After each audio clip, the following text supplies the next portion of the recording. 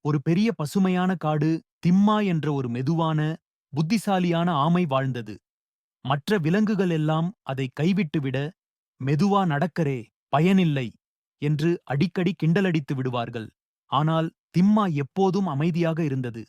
யாரையும் வெறுக்காது, யாருக்கு உதவ முடியும் என்பதை மட்டும் நினைத்து நடந்தது. அதன் அம்மா எப்போதும் ஒரு வார்த்தை சொல்வாள், "அறம் செய்ய விரும்பு திம்மா, அதுதான் நம் கடமை." ஒரு நாள் வனத்தில் மிகப்பெரிய தடாகம், ஏரி காய்ந்துவிட்டது. தண்ணீரின்றி விலங்குகள் தாகமாக வாடின. முயல், குரங்கு, மான் எல்லோரும் குழப்பத்தில். என்ன செய்வது? திம்மா மட்டும் அமைதியாக சிந்திக்க ஆரம்பித்தது. அதற்கு நினைவுக்கு வந்தது, வனத்தின் மறுபக்கம் ஒரு பழைய நீரூற்று இருக்கிறது என்று. திம்மாவின் முயற்சி, திம்மா மெதுவாக, ஆனால் உறுதியுடன் அந்த இடத்திற்கு நடக்க ஆரம்பித்தது. பல மணி நேரங்கள் சென்ற பின்பு அது அந்த இடத்துக்கு வந்தது.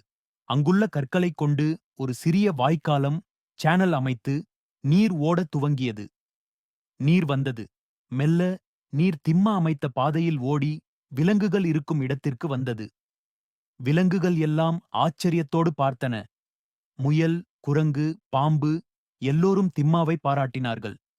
வனத்தின் பாராட்டு வனத்திலுள்ள முதிய சிங்கம் வந்தது. அது திம்மாவை பாராட்டி கூறியது, "வேகமாகச் செல்வது முக்கியமல்ல, நன்மையை நோக்கி செல்வதே முக்கியம்." திம்மா உண்மையாக அறம் செய்தது. அதுதான் ஒரு உண்மையான கடமை கதையின் பாடம். நல்லது செய்வதில் வேகம் முக்கியமல்ல. மனமுள்ள சேவைதான் உண்மையான அறம். அறம் செய்ய விரும்பு. அது நம் கடமை.